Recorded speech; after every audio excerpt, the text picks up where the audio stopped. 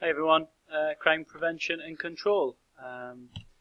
This is our learning focus. We're going to look at the types and how effective preventions and controls are, what the perspectives of punishment are, any trends in sentencing and victimization and sociological theory, and that will be done over this video and also in class. Here are your keywords and key terms that you need to understand. Okay, situational crime prevention. Well, basically this is a preemptive approach. So what Ron Clark says is that this isn't about improving society and stopping crime from happening, but this is actually reducing an opportunity for crime to happen. With this type of prevention, it is very specific towards crime, so not all crimes are going to be preventable in this way. What you're doing as well, you're managing or altering like an environment, and you're doing this by making things, by introducing locks. You're changing the environment around you. You wouldn't normally have windows with bars on and things like that at home, or shutters or anything like that. So you're altering the environment in which you live in a way of stopping a crime from happening. What you're also doing is increasing the effort and reducing the rewards of criminals. So by putting locks and CCTV up and things like that, you're actually making the criminal actually think about whether or not it's going to be worthwhile doing it. Now, the assumption, however, though, is that it's based on this rational choice theory, and this assumption that all criminals, weigh up the costs and benefits of committing a crime. Now, that's not necessarily always the case. And it's very assuming, and as we'll look at later on, it doesn't take into consideration, for instance, crimes that are committed by people who are drunk or are high on drugs. It also contrasts to root cause theories, a lot of root cause theories out there. And but the reason for this is Clark argues that all of these sociologists, right, left realists, Marxists, etc., don't actually come up with any realistic solutions of dealing with crime and stopping crime from happening. So in terms of, in the eyes of Ron Clark, what you've got to do is just deal with the present and deal with ways in which you can reduce the crime happening. Marcus Felsen carried out a study in New York City. You can look at that on textbook, in your textbook on page 137. Analysis and evaluation of this is that one criticism is that all it does is displaces the crime from where it happens. So just because you weigh up whether or not you want to commit a crime because there's no CCTV or a bar on the window, it's not going to stop them from being criminal. All it's going to do is just move them on to another place. An example of this is Chaikin et al. New York City subways. So there was an increase in police and other ways of preventing crime on the subways, and all that happened was it just increased crime on the street, so crime moved. And there's 5 different types of displacement. So there's spatial, so that is just the location in which it happens. There's temporal, which is the time it happens, so the time of day where the crime happens. If the locks are taken off during the day, then it becomes a daytime thing. If CCTV cameras don't really operate during the night time that well, it'll just happen at night, etc. So the victim might also change, i.e. the target, so who the victim of the crime is. Tactics surrounding how you do it and the method you use about committing the crime might change as well. Or the functional aspect of the crime, so the type of crime might just completely change. So instead of burgling houses, you might start robbing on the street. Now, an evaluation of that is that, okay, yeah, it does reduce certain types of crime, but it displaces them. There's a great focus on the opportunist crime. It doesn't really look at white-collar crime or state crimes or corporate crime. There's an assumption as well that the criminals have rational thoughts. So what about these drug users or alcohol criminals or, just spur-of-the-moment criminals? There's an idea about that there's always a rational thought behind it. It ignores the root cause of crime, so why crime's being committed in the first place. And also there's issues surrounding CCTV, and CCTV's heavily criticised the idea of Big Brother, and feminists would say that there's another part of the male gaze. There's environmental crime prevention. So we've already looked at situational. So environmental crime prevention is about actually making the environment in which we live in the prevention itself. So Wilson and Kelling are the key people in looking at environmental crime, and they look at this idea of broken windows, this study, and that if we live in an area that shows signs of disorder, then crime is more likely to happen in those areas. And this is because there's a lack of formal and informal controls. Lack of formal, so i.e. police. Police might not be bothered about windows being broken or a bit of graffiti. They might want to focus on the bigger, more inverted commas important crimes. But also informal control. So if you live on a street where everyone's house is like this, you might not actually, if you're allowing your house to look like this, then you're not going to be bothered about other things in the street, basically. So it's kind of that, the respect for where you live. And this leads to a spiral of decline if it continues to be neglected. So it just gets worse and worse and worse. And those respectable residents who are actually wanting to do something about it feel powerless and fearful, and ultimately may move out of that area, meaning that there's even less people who actually give a monkeys about it and who are willing to do something about it. So Wilson and Kelling, they believe that we need to introduce a zero-tolerance policing attitude to this, because an absence of control equals crime. It needs to be less reactionary and more proactive, and this needs to be from the police. So that's preventing the root cause of this. If you look again in your textbooks, there is a study about the Clean Car program as part of the New York City subway, and how vandalism kind of decreased as a result of them doing this.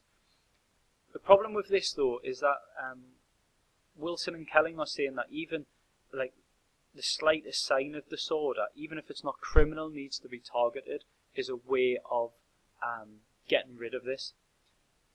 So you might be targeting people who aren't criminal. So you could suggest that the stop and search aspect is something that Wilson and Kelling are saying, yeah, this is something that will work.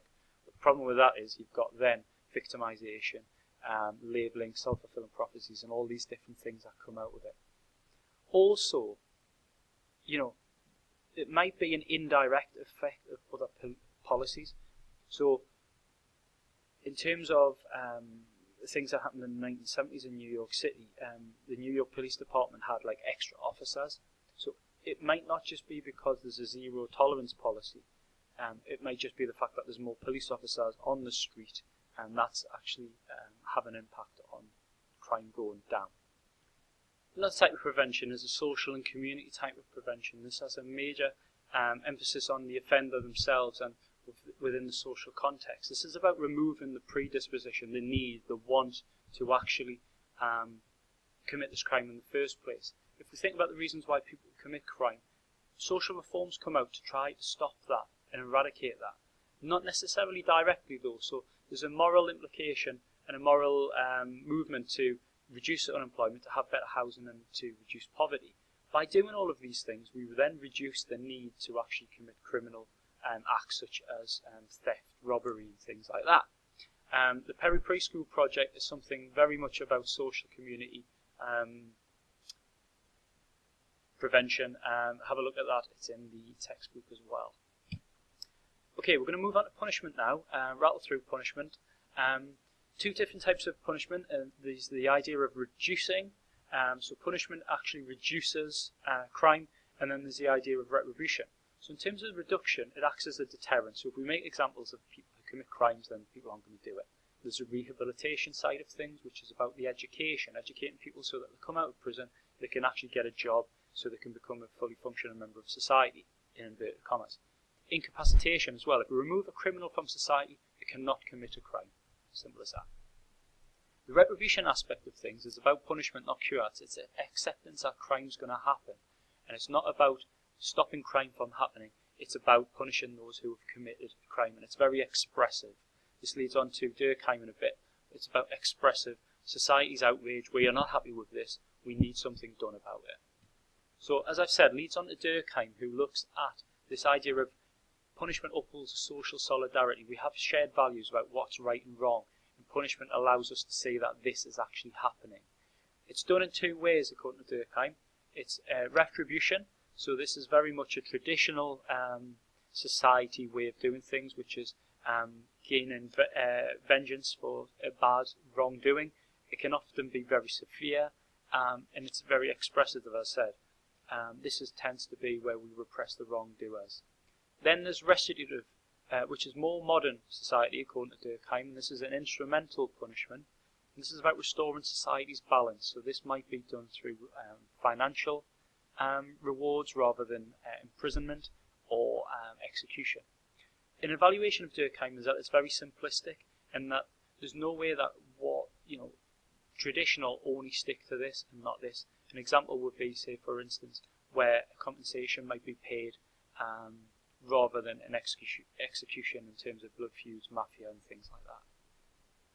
From a Marxist viewpoint, Marxists believe that punishment fulfills a function, and it maintains social order and class. E.P. Thompson talks about how in the 18th century punishment was very much the aristocracy saying, we're in charge, and there's a rule of terror. You were executed or you were sent to Australia, basically.